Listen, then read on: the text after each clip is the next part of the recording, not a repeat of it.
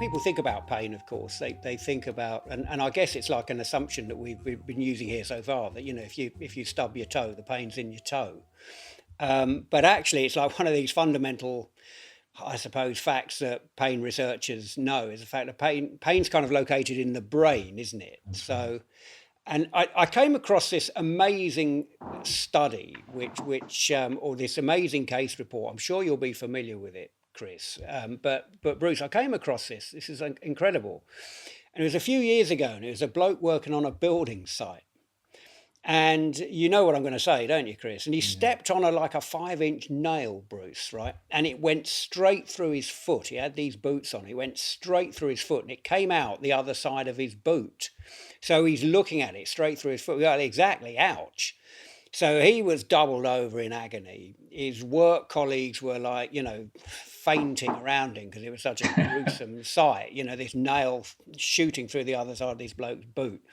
They dialed 999. The ambulance came, took him off to hospital, to A&E, writhing in agony. They removed the boot in A&E, and they discovered that through sheer fluke, the nail hadn't gone through his foot at all.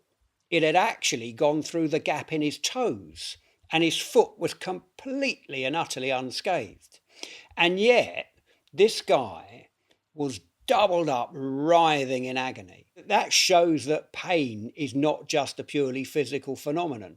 It's a psychological phenomenon, and it's a contextual phenomenon as well. The pain is like am I right? It's like a guesstimate, isn't it, Chris? It's like the brain sees something and says, well, you should be in pain, puts all the pieces together, and sometimes 2 and 2 comes up with 5, right?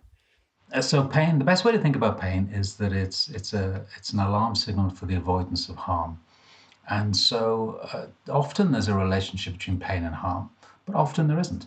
So you often we go around in the world and it hurts, but you haven't really done yourself a tremendous amount of harm.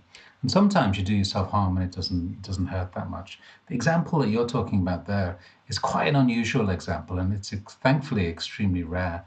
But what you're getting is that you've got all these visual signals as well. You've got auditory signals. You've got the big 5 kicking in, and basically they're just doing the work. They've taken over the work because it's safer to assume the guesstimate. It's safer to assume that there's major damage than it is to wait and go through all of the program, to go through all of the work of trying to work out whether it has or not.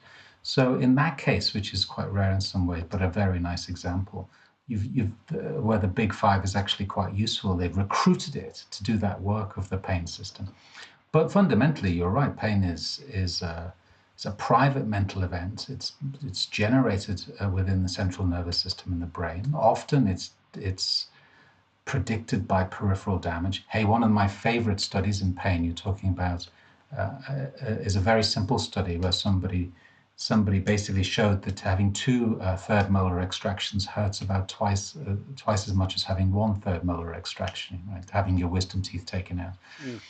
And it's like, well, why is that surprising? Why do I like that study? It's because it's quite a rare study to find that you can double the amount of pain by doubling the damage. Because normally it's got very little relationship between peripheral input and damage, and it's all gated and supported and amplified and diminished by lots of different things along the way. Yeah. So when they shove the needle in and go, there you go, no more pain, right? What is that actually doing to the nerve? Because it's blocking the nerve at the specific site of pain. So if you've got a local anesthetic, that's what you mean. Yes, you are blocking that nervous system. So in dentistry, though, in some ways it's relatively simple. But so yeah, that local anesthetic is blocked. When you know you're about to do peripheral damage, you're about to cut, or you're about to do, then you know exactly what the cause is likely to be, so you can block that. But yes, so you can block those local nerves.